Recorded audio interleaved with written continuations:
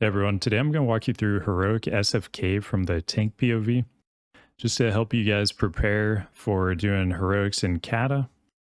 So first off, you're just going to run up here. These guys don't do too much, just pull a bunch of stuff and start AoEing it down. You can even go further up here. This is kind of a pull that's a little too safe probably. So you could drag that pack like up here, do a bit bigger pull if you want. You may want to use some cooldowns if you do that. You can see I'm starting to take a little bit of damage there. So if you do the big pull, I'd probably throw like wall there or something. And then once you get through them, you'll run down here to the first boss, Baron Ashberry. This Asphyxiate he casts, it's going to bring everybody in the party down to really low HP. But then afterwards, he starts doing an AoE heal on you, but it also heals him. So it is interruptible. You do want to interrupt it pretty quickly. Basically, just enough HP that nobody's going to die, and then you just interrupt it. Because otherwise, it just heals an excessive amount. You can potentially just instantly interrupt it as well. Make sure you're kicking that pain and suffering cast too. And then at the end, when he gets low HP, he just spams like AoE on the raid or the group. So when Asphyxiate happens like shortly before he goes into this phase, it can be a bit dangerous if you like kicked the heal too quickly. So just something to watch for. Here you just gotta wait for some RP to happen. We'll just skip ahead. Takes a little bit. And you'll come out into this courtyard. You'll see all these horrors. I normally just pull all of them. Anytime we've tried to skip, they normally get pulled anyway. So just AoE them down. You could potentially like try to pull like the two that were over here plus that one and try to skip that one. Just fight further over here to hopefully not get feared into that one too. But yeah, they'll do an AoE fear. So yeah, just be prepared for that. If you have Tremor Totem in your group, really good time to use it here. There's also a Geist Pat over here. Dies really quickly. You could definitely pull that into this same pull. In the stables, there's some horses that actually do quite a bit of damage, so I would try to stay away from there and not pull those. But yeah, you can see that Geist Pat. We'll just skip ahead.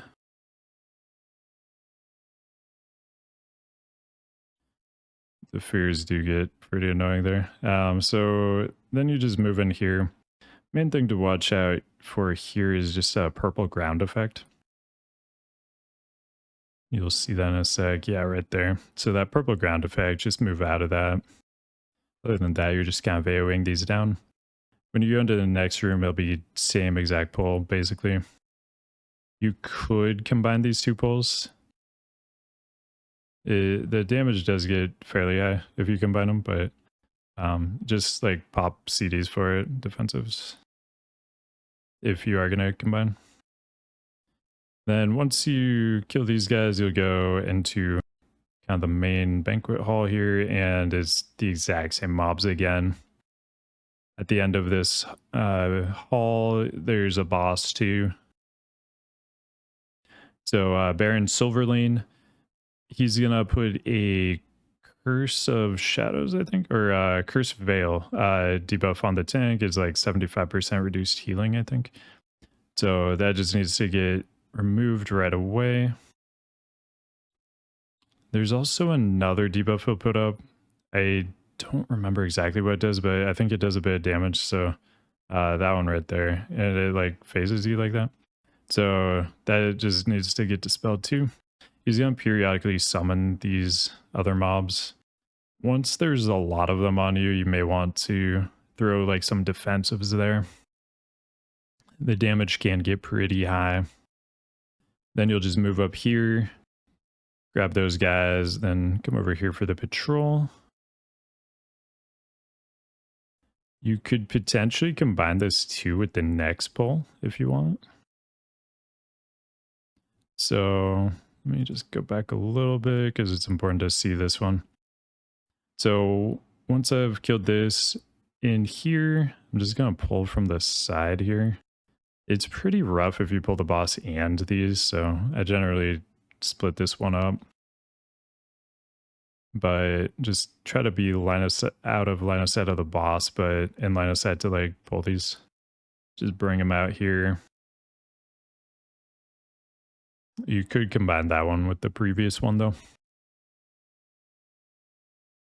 So then for this guy, Commander Springvale, he's going to have a frontal breath ability. So just try to face him away from people. He also casts Desecration. It's a ground effect. You just got to move out of it. It'll slow you too. But when you're moving out of that, just be careful of like where you're facing him so you don't breath everybody. There's the breath right there. So once he casts that, just sidestep it. He'll also summon some ads, so they'll come from the doorways here. So just watch out for that.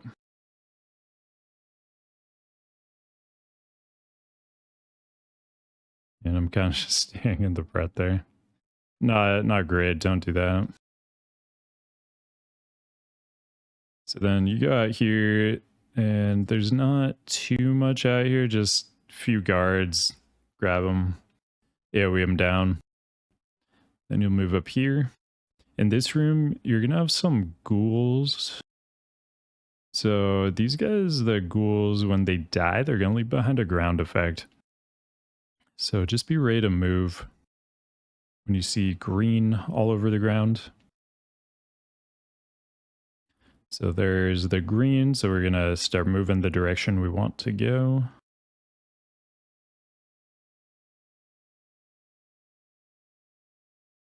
Once we get out here, these gargoyles are going to come to life. They cast single target fears that are interruptible, so look to get interrupts here. AoE stuns are great too for stopping multiple at a time. You could pull them into the next pack too if you want. The guys don't really do anything, not a big deal, but then you'll have another gargoyle pack. If you do double pull these, I would just use defensives here.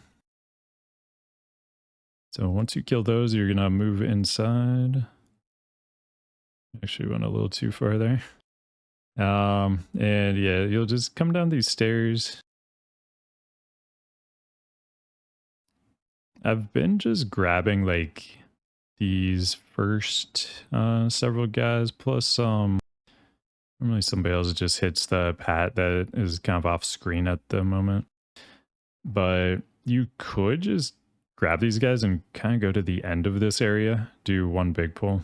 I think that's probably what I'm going to start doing.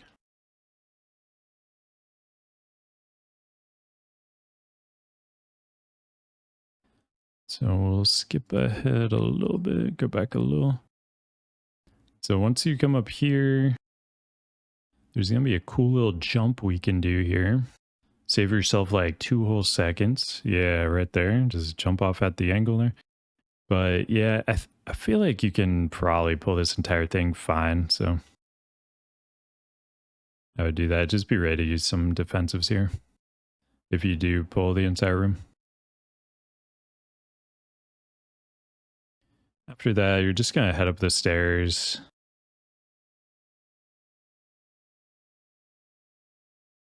This boss, he has a few different mechanics. So basically, he's got a green potion he'll use. When he uses that, you need to constantly move. If you stop moving, it'll like just stack up on you, do damage. So here, we're just going back and forth to make the debuff go away. These ice shards, they do a lot of damage. So just dodge the blue.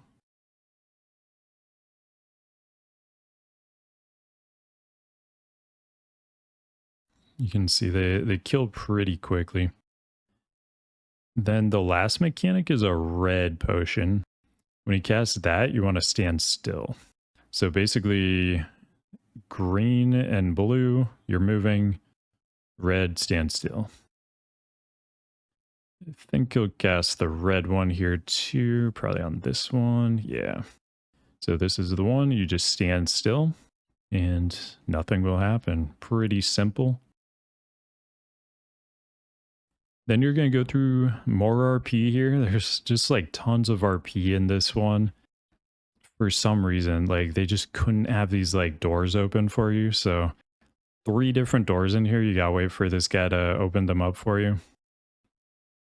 Honestly, I kind of like this dungeon except for that part. If they just left these doors open, it would be so much better. Just a lot of time spent kind of standing around.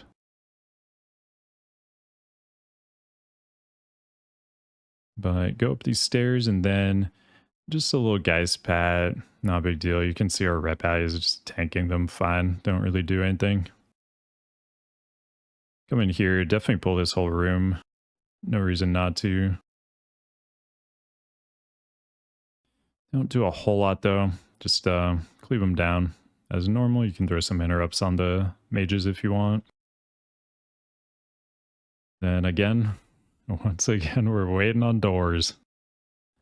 This is the door dungeon. So for sure pull both of these at the same time. They have a poison, just needs to be cleansed. They aren't super dangerous. I think I'm going to start pulling the boss with these guys too. So here, we're playing it pretty safe. You can see I'm just like full HP, so we should really be pulling the boss here. But once they get low, we will.